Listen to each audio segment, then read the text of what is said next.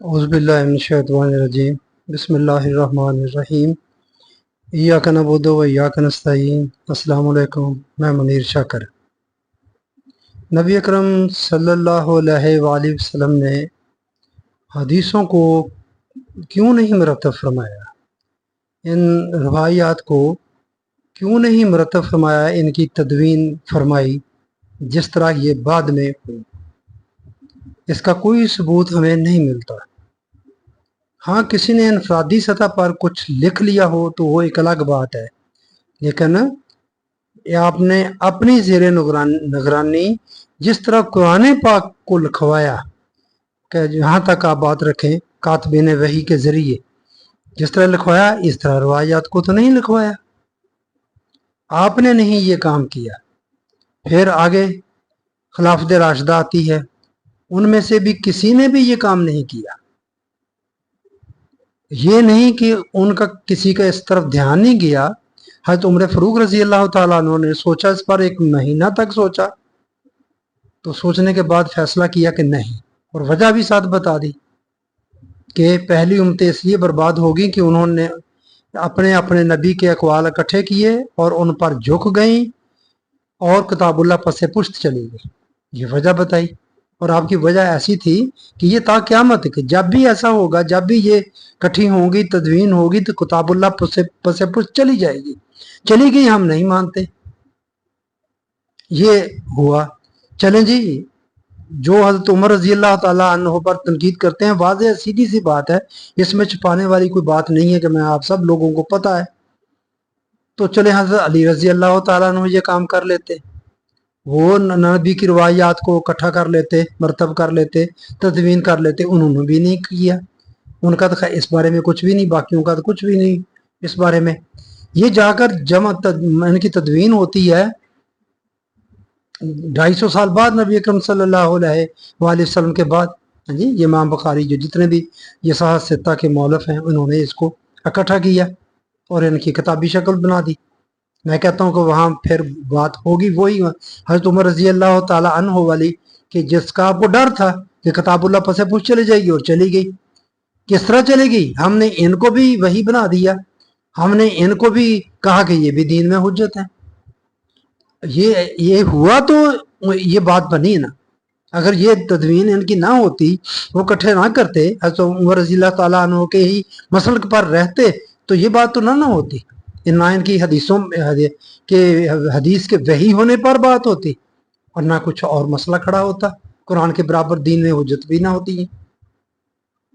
یہ سب اسی وجہ سے پیدا ہوا۔ تو میں عرض یہ کرنا چاہ رہا تھا، کر دیا، کہ نبی کریم صلی اللہ علیہ وآلہ وسلم نے اس کو کیوں نہیں کیا۔ ہم کہتے ہیں کہ یہ حدیثیں جو ہیں یہ بھی وحی ہیں اور یہ حجت ہیں دین میں۔ تو میرے بھائیو، اگر یہ دین میں حجت یا یہ بھی وحی ہے، اللہ تعالیٰ کی طرف سے نازل کرتا ہے جس طرح قرآن نازل ہوا۔ جو بات میں آپ کے سامنے رکھنا چاہتا ہوں، یہ سورۃ مائدہ کی آپ 67 نمبر آیت کو ضرور دیکھیں۔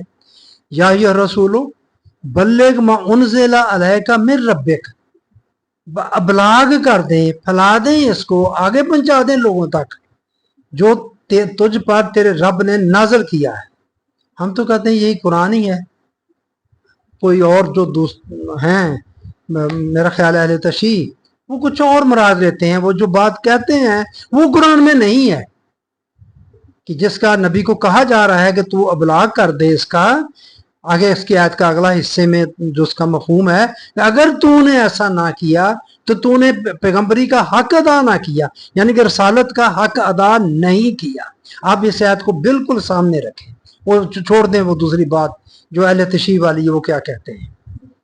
تو اگر یہ بھی اللہ تعالیٰ کی طرف سے نازل کرتا ہے حدیثیں، تو پھر چاہیے تھا کہ ان کے ساتھ بھی وہی معاملہ کرتے جو قرآن کے ساتھ کیا آپ نے۔ بنتا ہے یا نہیں بنتا؟ اگر آپ نے نہیں کیا ایسا معاملہ، تو پھر اس آیت کی روح سے آپ پر الزام آتا ہے نبی اکرم صلی اللہ علیہ وآلہ وسلم پر، کہ اللہ نے کہا کہ اگر آپ نے ایسا نہ کیا تو آپ نے حق رسالت ادا نہیں کیا۔ تو پھر آپ نے آدھی وحی کے لیے کاتبین نے وہی بٹھا دیے, ان کو وہ لکھ لیتے تھے. اگلی بات میں کر دوں, مودودی صاحب کی تحقیق کے مطابق جب آپ کا وصال ہوتا ہے تو قرآن پاک دو طرح سے, ایک تو حفاظ کرام کے سینوں میں محفوظ, دماغوں میں محفوظ تھا, اور دوسرا جو اس کی فزیکل جو حالت تھی وہ ایک تھیلے کی شکل میں تھی, وہ مسجد نبوی میں پڑا ہوا تھا. یہ میں مودودی صاحب کی بات کر رہا ہوں. وہ کہتے ہیں ام المومنین حفصہ رضی اللہ تعالیٰ عنہ کے پاس تھیں. چلیں, بہرحال میں نے جو پڑھا ہے وہ کہ وہ مسجد نبوی میں تھی. تو پھر حق رسالت کیسے ادا ہوتا؟ اگر یہ بھی نازل شدہ ہوتی روایات تو یہ اسی طرح ہی ہو سکتا تھا کہ وہ ان کا بھی ایک تھیلا بنا کر مسجد نبوی میں رکھ دیتے. وہ تو آپ نے نہیں رکھا. کیا خیال ہے آپ کا؟ میں یہ آپ سے عرض کرتا ہوں, میرا یہ سوال ہے آپ سے کہ آپ نے ایسا تو نہیں کیا. اگر یہ روایات بھی حدیثیں اور یہ وحی ہوتی اور دین میں حجت ہوتی, دو چیزیں ہیں. ایک یہ کہ وحی ہے جس طرح قرآن وحی ہے, اور یہ کہ یہ دین میں حجت ہے. تو اگر ایسا ہوتا تو نبی پر لازم تھا کہ نبی یہ کام کرتا. معاذ اللہ استغفر اللہ, میں نہیں نبی پر الزام لگا, میں یہ کہتا ہوں نہ یہ دین کا حصہ ہے, نہ دین میں حجت ہے, اور نہ یہ وحی ہے. اگر نہیں ہے پھر تو نبی کا دامن صاف ہے, صاف نظر آتا ہے کہ نبی نے یہ ان کو نہیں کیا تو ٹھیک ہے, بالکل نہیں کیا, کیونکہ یہ نازل شدہ نہیں تھی, چونکہ یہ دین میں حجت نہیں تھی اس لیے نہیں کیا. اور خلفاء راشدین نے بھی ایسا نہیں کیا. اگر یہ ہوتی تو یقیناً نبی اکرم صلی اللہ علیہ وآلہ وسلم بھی ان کا بھی ایک تھیلا بنا کر مسجد نبوی میں رکھ دیتے, رکھنا چاہیے تھا. آپ پر لازم تھا کہ آپ رکھتے اس کو. کیا یہ دلیل کافی نہیں ہے کہ یہ حدیثیں جو ہیں یہ وحی نہیں ہیں جس طرح قرآن وحی ہے؟ یہ حدیثیں دین میں حجت نہیں ہیں جس طرح قرآن حجت ہے. ایک تو کیا دلیل کافی نہیں؟ آگے ان کا ہم تک پہنچنا وہ الگ بات ہے, وہ الگ داستان ہے کہ وہ کس طرح ہم تک پہنچی, کن لوگوں نے پہنچائی. وہ ایک ہی بندے کی سٹرگل ہوتی تھی اور ایک ایک بندے نے اپنے طور پر جا کر وہ اکٹھی کی, اور وہ سینہ بسینہ, یہ نہیں کہ پہلے سے لکھی ہوئی چیز کو آگے نقل کر دیا. قرآن کے بارے میں ایسی بات کی جاتی ہے کہ یہ ابو بکر صدیق رضی اللہ تعالیٰ عنہ نے مرتب کیا تھا, نبی کی طرف نہیں آتے. ابو بکر انہوں نے کیا تھا, پھر آگے اس کی نقل کی ہے حضرت عثمان غنی. بہت سارے روایات کا کمال یہ ہے, بہت ہر طرح کی چیزیں آپ کو اختلاف ہی اختلاف اس میں آپ کو نظر آئے گا.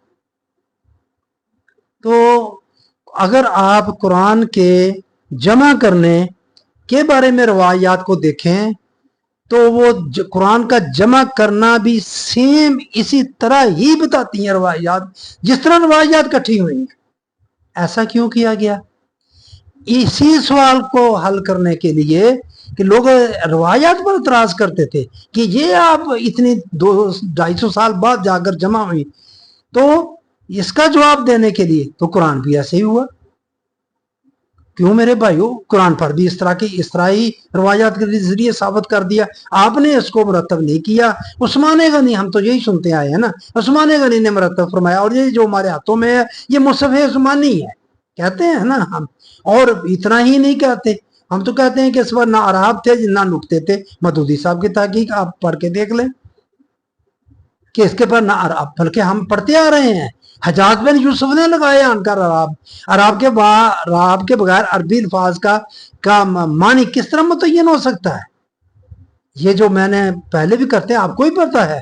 ارجو لاکم ارجو لیکم, اور کتنی آیات اور ہیں. میں کل پرسوں ہی دیکھ رہا تھا قرآن کتاب میں کہ کتنے الفاظ ہیں جو زبر زیر پیش سے ان کے معنی کیا سے کیا بن جاتے ہیں, اور بندہ کفر کی حد تک چلا جاتا ہے. تو الفاظ اگر ان پر عراب ہی نہیں تھے, جو کہتے ہیں حجاج بن یوسف نے جا کر لگائے, اس وقت تک کیا حال تھا؟ مودودی صاحب کہتے ہیں کہ اٹکل سے پڑھ لیتے تھے, وہ اہل زبان تھے, اٹکل سے پڑھ لیتے تھے.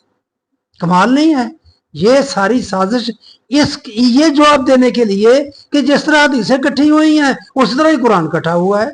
और लिहाजा ये दोनों बराबर हैं, दोनों वही हैं, दोनों दीन में हुज्जत है। तो बस मेरे भाइयों इतनी सी बात आपके सामने अर्ज करना चाहता था। अगर ये दीन में हुज्जत होती, अगर ये भी हदीसें भी वही होती, तो ये भी थैले की सूरत में मस्जिद नबवी में होनी चाहिए थी। अगर ऐसा नहीं किया नबी ने, तो आप नबी, मैं नहीं, आप नबी पर इल्जाम दे रहे हैं कि नबी ने हक़ रसालत अदा नहीं किया सूरत मायदा की 67 नंबर आयत के तहत, कि नबी ने हक अदा नहीं किया। देख लें फिर क्या अंजाम निकलता है। मैं कहता हूं कि ऐसा नहीं, नबी ने कुरान पाक को मुरतब किया, ये मैं सूरत तूर के हवाले से बता रहा हूं। और मैं दूसरी बात कहता हूं कि ये हदीसें ना वही हैं और ना दीन में हुज्जत है। बस ये बात मैं करना चाहता था आपसे।